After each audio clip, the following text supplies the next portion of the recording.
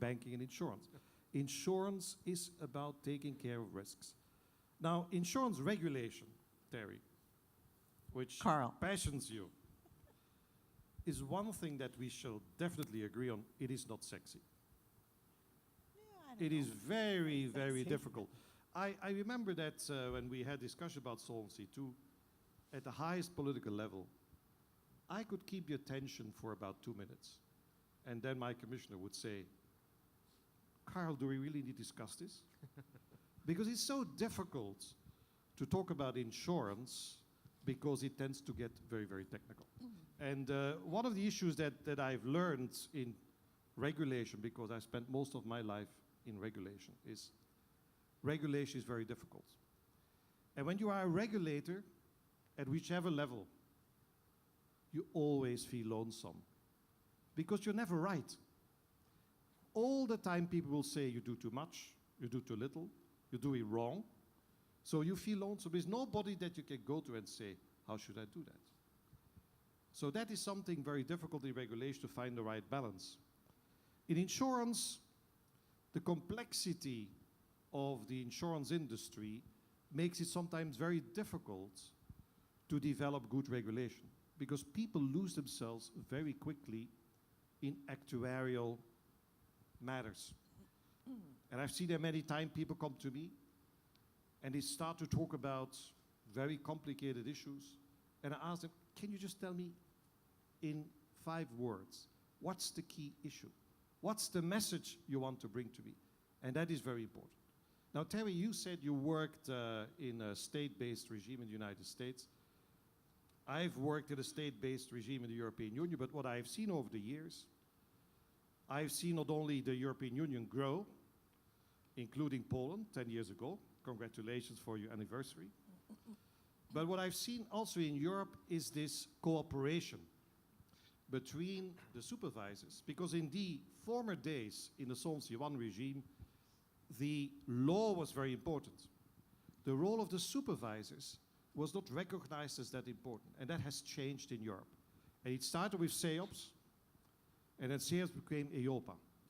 And in the beginning, I remember, and Paul was there, sitting around the table. We were 80 people sitting around the table in Frankfurt or somewhere else. And all these supervisors came at it from their own background, all talking about Solvency II, or what it was supposed to be, in English. The French were speaking English. Incredible. They had to learn the words. But the fact that these supervisors cooperated in the design of the new Solvency framework has been something fantastic. And if you see at the level of knowledge that we have today in Europe between the supervisors about a modern Solvency regime, I think that's quite impressive. And that is something that I wanted to share with you.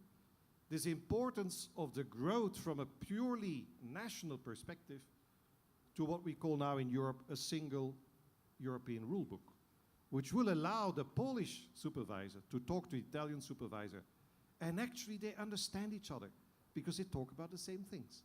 This was not the case 10 years ago. Thank you both. As you will discover in a few minutes' time, and in fact you're already discovering,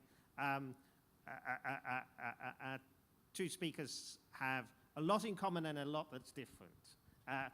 In common, a great passion for insurance, many, many years of being passionate about insurance, and a firm belief that the regulation of insurance, the way in which insurance is regulated, fundamentally matters because the industry is so important, and it really needs to be got right. But what right is where I think we'll see some differing views. I would like to kick us off by asking each of you to talk about developments in the EU and developments in the US on insurance regulation. Now, this is a very knowledgeable audience, so I think we can assume they know the basics of what's going on in the EU, perhaps less so the US. So the important EU question I want to ask is, as we're moving to the new regime and when we got to Solvency II, what will it be like? Yeah, what will be the real character or nature of that regulation? as opposed to the dry stuff about this standard will come in at that date. How will it change the way in which insurance is carried on? How will it change the customer experience? Well, I can actually summarize that, Paul, by saying Solvency II is good for you. Basically, what is going to happen in the insurance industry is what we heard this morning, this more holistic approach to regulation. Because under the Solvency II world, a company that wants to take this as an opportunity will make sure that it has a risk management that starts at the underwriting level, the product design level, that's carried through the whole business process so that companies will optimize their capital management through efficient risk management. And that is why I've always told the industry that if you take the message of Solvency II seriously, then it is to your advantage. People sometimes say, Paul, that Solvency II is complicated and it is very costly, and do we really need to change when Solvency I, basically in the midst of the financial crisis, relatively few companies became insolvent as a result of the crisis. The problem is that insurance is a long-term business. And in a long-term business, sometimes an insurance company might find itself into difficulties but not see it. Solvency II will allow you to see where you stand in terms of your capital position, your solvency position in the long term. Are you still in the right business? So in that sense, I believe that Solvency II will change the way companies do their business. It will create innovation in the market. There will be more transparency. Your competitors will do exactly what you're doing, and you'll be able to see it. Today you can't see it. You cannot compare each other. So in that sense, I believe that Solvency II is good for the industry. It's also good for policyholders, because policyholders will get the feeling that the insurance industry is developing the products that they need, that they can use, and that they do so without producing a product that is not right, in the sense that it could potentially put the industry to trouble. And I could refer to some of the life products that we have on the market in Europe today, where companies have long-term life contracts at unreasonably high guarantees, which they cannot afford, particularly not in a low interest rate environment.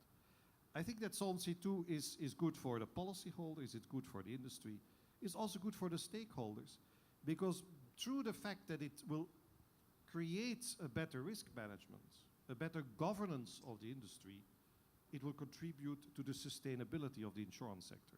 And that, I think, is very important for society as a whole, as we saw this morning with a number of issues that the insurance sector will have to tackle on: natural catastrophes, health insurance, retirement issues. There's many areas where we need insurance companies that are strong, that are well managed, and that can create the products that the market needs. Okay, Carl said a lot of things that I almost jumped in to react to, and you're going to find that we do, as Paul said, have quite different views on this.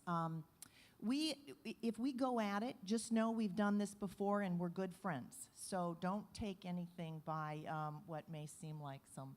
Just keep in mind that I am right and you're wrong. Yeah, right. Okay, so there were some things that Carl said that I'm going to come back to what we're doing in the U.S., but let me just say, there were some things he said that really scared me. He said Solvency II will create a better system of risk management in the companies. And this comes back to my kind of concern about regulation, unintended consequences of regulation, and mucking with a culture that does work. We came through the crisis, it did work. So I keep coming back to, let's make sure when we intervene in an industry where the risk culture is essential to it being able to do what it does, that we know the problem we're trying to fix. And if I have a criticism about so much of what is going on right now, it's that we don't have a clear idea of the problem we're trying to fix. I can tell you what I think people are thinking, but it's not being, it's only said in a couple places by the side. So I think we need to have, we need to be careful about a false sense of confidence that regulators know the answer and regulators can impose something that's going to make the industry better. We got to be very, very cautious about unintended consequences. The idea that Solvency II is going to create effective management of underwriting risk, that Solvency II is going to create effective management of product design risk. I will tell you that the vast majority of the companies that are out there do manage underwriting risk. It's on their minds all the time. They do manage product design risk. It's on their minds all the time. And where they aren't, then the regulator can step in. But the regulator can't create it. The regulator can step in when it's not going right. All right, so that's my view. Now, in terms of what the U.S. is doing, the U.S.'s view is that capital can only go so far. Capital requirements are one tool in a toolbox, and as they look at the system of supervision that they're designing a lot of tools that are essentially aimed at identifying those firms where that risk culture isn't working, where they aren't underwriting effectively, they aren't engaging in. So it's not about creating it, it's about stepping in where it's not working. And so they do that through a variety of tools. Capital is one tool to try to identify firms where there's a problem.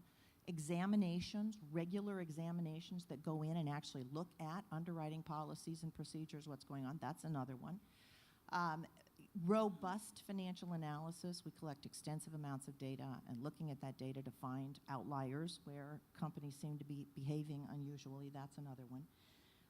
We made a number of changes in the early 1990s. We introduced a risk-based capital system. We strengthened our exams and our analysis. We codified our regulatory accounting system. We put in a process of peer review among the states so we can identify